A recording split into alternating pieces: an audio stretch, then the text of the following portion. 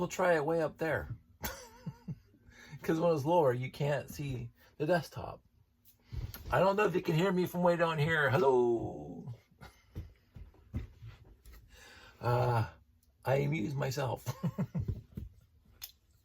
That's quite all right. I think this is it. I think this is the last in this series of my reconstitutions of all the train sets. Well, I could go back in the 70s and reconstitute a whole bunch of those, but I'm not going to yet. But this is the last reconstitution for the train sets I bought when we were doing train shows, which these trains never got into train shows, but whatever. I think, as I say, the Metroliner, I'm quite confident that got into a public display layout. Well, as I said, the Santa Fe was on TV, the actual engine, but the rest of it, I don't think ever saw a show, because we all had them, so I didn't have to bring mine. And a lot of my Lego train building friends would build their own rolling stock and their own engines that were an homage to whatever they were interested in. So this one is called the Emerald Knight, and I'll put it this way so you can see the engine better. It was a very unique set at the time for trains, because it had, I won't say unique, but a different building style than trains before, and I think basically pretty much trains since. It actually had drivers, like an actual steam engine, and most times in the past they had a 12-volt motor that had 3 wheels on it, and the back wheel had the driver that would just kind of look like a seesaw kind of thing as it's going up and down around when it's going on the wheel. So not exactly identical to the real thing, though Lego never was.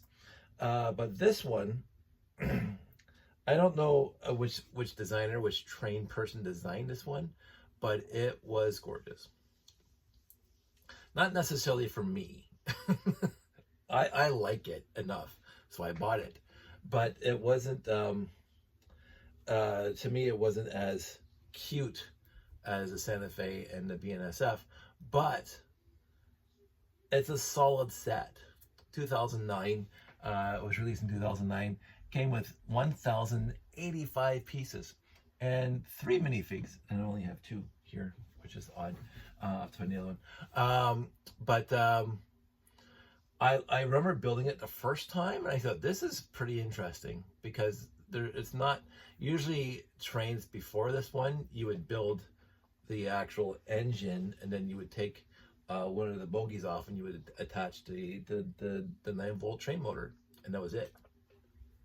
But this one, because it had to have the drivers and the actual pistons kind of thing, at least demonstrated that you couldn't do that as well.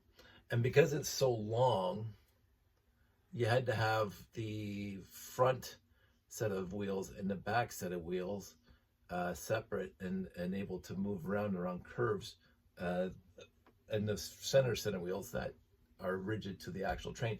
And that's just because the train track radiuses were so tight that you couldn't have everything in line. And I'll show you what I'm talking about. So let's start with the engine. Oh, this is the engine. Engine number 9. Going down Chicago Line.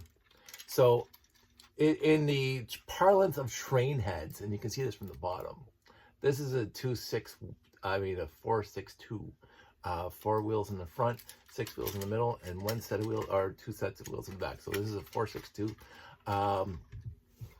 I'm not sure what is it indicative of. I'm not sure if the Emerald Knight was an actual real train that they made a model after, or they just took some ideas and concepts from a lot of steam engines and incorporated in this thing. But it's pretty cool. So anyway, so as I say, this front piece is very, very swivelable, because it has to go around curves. Well, this thing stays on the actual curve, and then this back piece also has to have the same ability to move around. And so this is what I'm talking about, the drivers. So you got the wheels down here, and you can see up here, this is where the piston comes in. This is where the steam engine comes in, because the steam engine would push this little front piston around back and forth, which spun the wheels and moved the train. That's how steam engines worked. And this whole thing up here would be the boiler, be full of water and be fight underneath it, turning it into steam. But the actual engine here in Lego, you couldn't actually add a power motor train bogie to this thing. You'd have to add it to the coal car because this thing would not be able to. But what they did instead, if you wanted to do this, there were instructions about how to change the entire interior here to put a motor in it, because all these wheels in the center are controlled by gears. Here, see the gears? And all the gears make all the wheels drive at the same rate. So you could just power it by a motor internally. And even, I believe, this piece here, you would have the IR piece. There was instructions to put this whole thing to be one of those PF functions, power functions. I'm not sure how many people did that.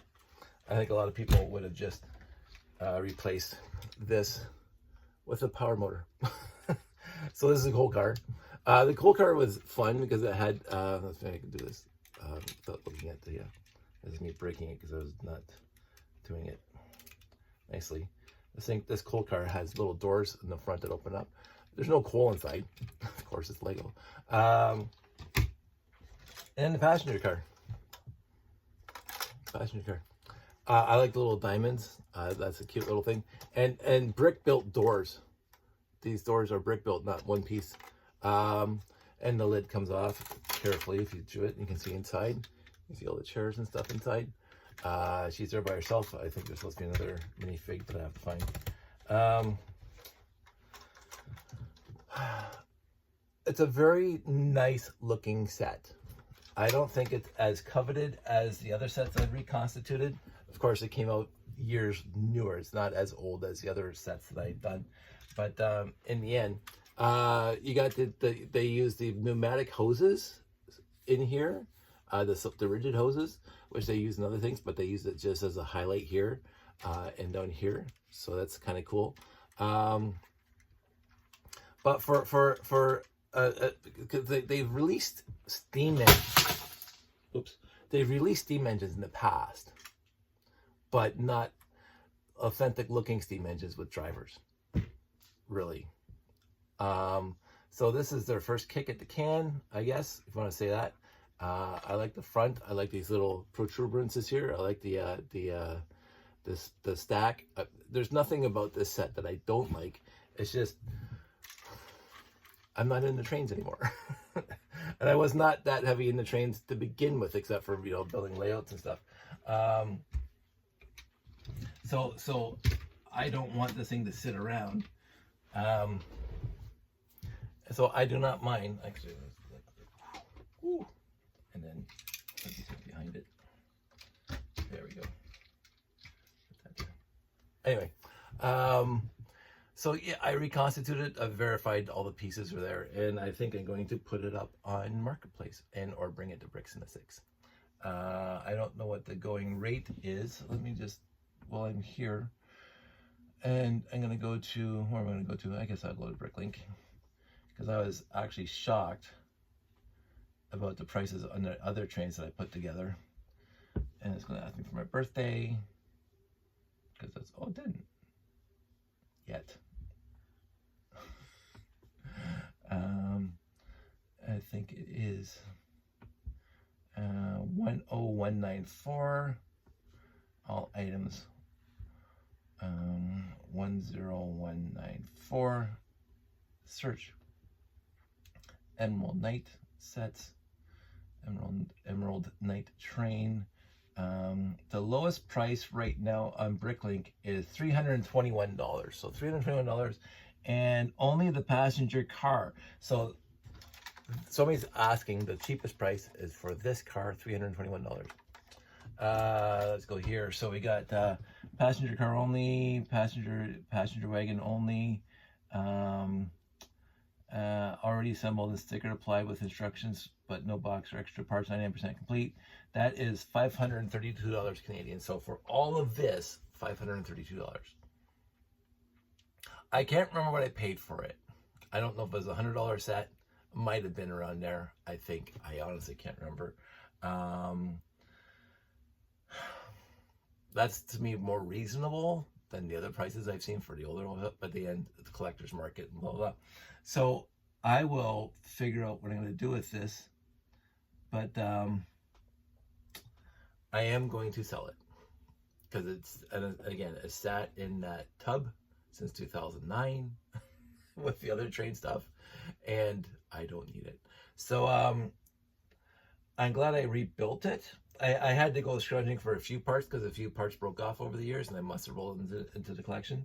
But this one is complete now with the right colors. so that's fun. And I'm glad I got to see it one more time. But I do not mind letting it go. So that's it. And I'm going to keep these videos short. Keep them coming. I talked about the 19th anniversary of my YouTube channel, and that's okay. So I don't talk about it again. Everybody out there, stay safe, take care, and I will talk to you soon.